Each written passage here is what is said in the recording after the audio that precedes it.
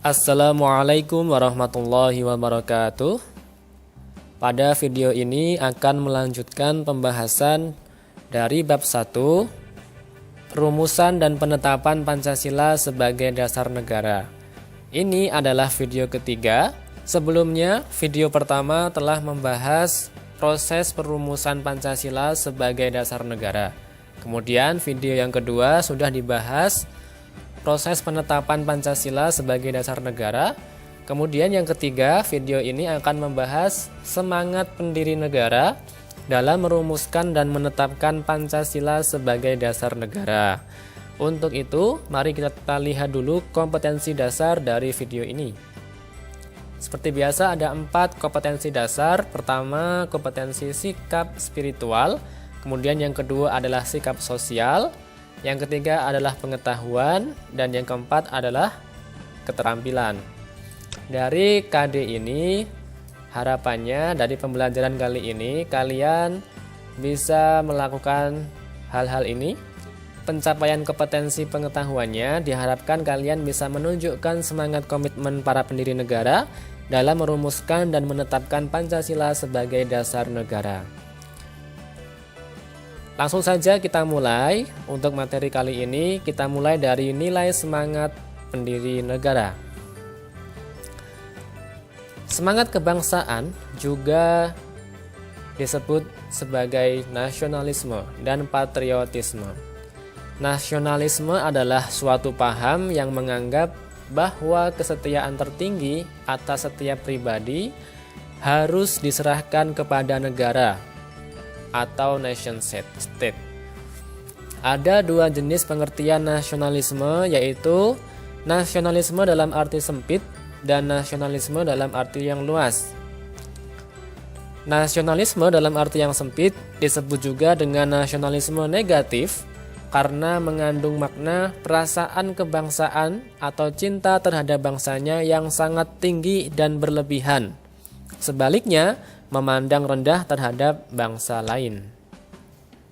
Lanjut. Nasionalisme dalam arti sempit tadi disamakan dengan chauvinisme. Hal ini pernah dipraktikkan oleh Jerman pada masa Hitler tahun 1934 hingga 1945. Ia menganggap Jerman di atas segala-galanya. Kemudian jenis nasionalisme yang kedua adalah nasionalisme dalam arti luas atau yang berarti positif. Nasionalisme dalam pengertian ini adalah perasaan cinta yang tinggi atau bangga terhadap tanah air dan tidak memandang rendah bangsa lain. Saat mengadakan hubungan dengan negara lain, selalu mengutamakan kepentingan bangsa dan negara serta menghormati kedaulatan negara lain. Ternyata nasionalisme itu ada 2, jadi ada yang sempit, ada yang luas.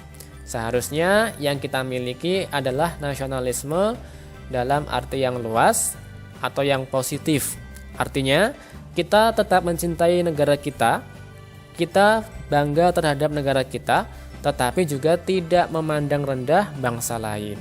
Itulah yang seharusnya kita miliki. Baik. Selain itu ada juga patriotisme.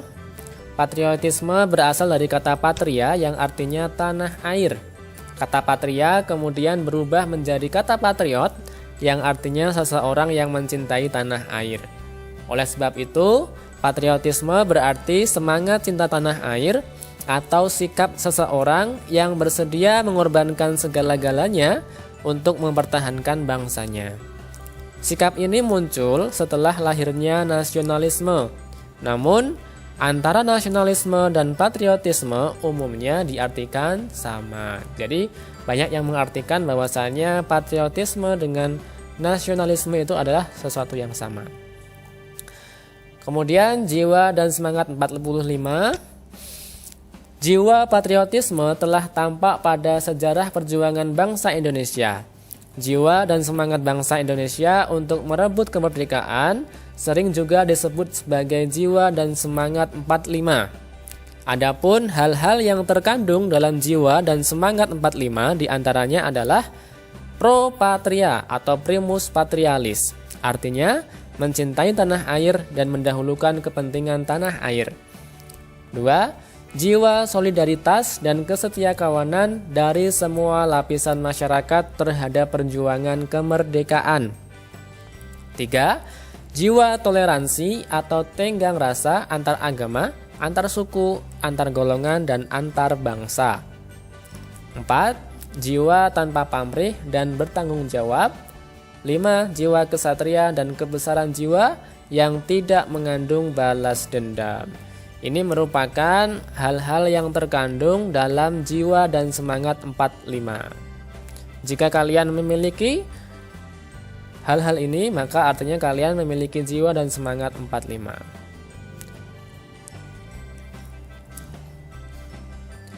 Lanjut, yang kedua adalah komitmen para pendiri negara dalam perumusan Pancasila sebagai dasar negara.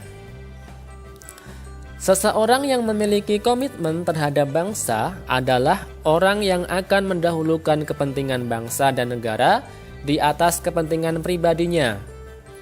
Para pendiri negara dalam perumusan Pancasila memiliki ciri-ciri komitmen pribadi sebagai berikut. Yang pertama, mengutamakan semangat persatuan, kesatuan, dan nasionalisme. Yang kedua, adanya rasa memiliki terhadap bangsa Indonesia. Para pendiri negara dalam merumuskan dasar negara Pancasila dilandasi oleh rasa memiliki terhadap bangsa Indonesia. Kemudian yang ketiga, selalu bersemangat dalam berjuang. Keempat, mendukung dan berupaya secara aktif dalam mencapai cita-cita bangsa, yaitu merdeka, bersatu, berdaulat, adil, dan makmur. Kemudian yang keempat, melakukan pengorbanan pribadi dengan cara menempatkan kepentingan negara di atas kepentingan pribadi, serta mendukung keputusan yang menguntungkan bangsa dan negara. Itulah tadi ciri-ciri komitmen pribadi yang dimiliki oleh para pendiri negara pada saat perumusan Pancasila.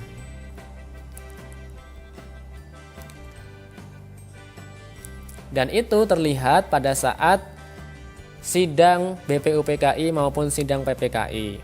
Seperti kita ketahui bahwasannya para pendiri negara lebih mengutamakan kepentingan nasional. Contohnya apa? Mengganti kalimat dalam sila pertama menjadi ketuhanan yang Maha Esa. Itu merupakan bukti bahwasannya lebih mengutamakan kepentingan nasional.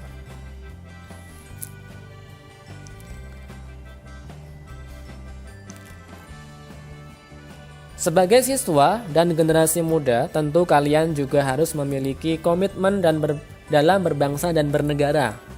Komitmen berbangsa dan bernegara bagi generasi muda salah satunya dengan menerima Pancasila sebagai dasar negara yang dibentuk oleh para pendiri. Pancasila sebagai dasar negara kesatuan Republik Indonesia sudah final. Bersifat final karena telah menjadi kesepakatan nasional atau konsensus yang diterima secara luas oleh seluruh rakyat Indonesia.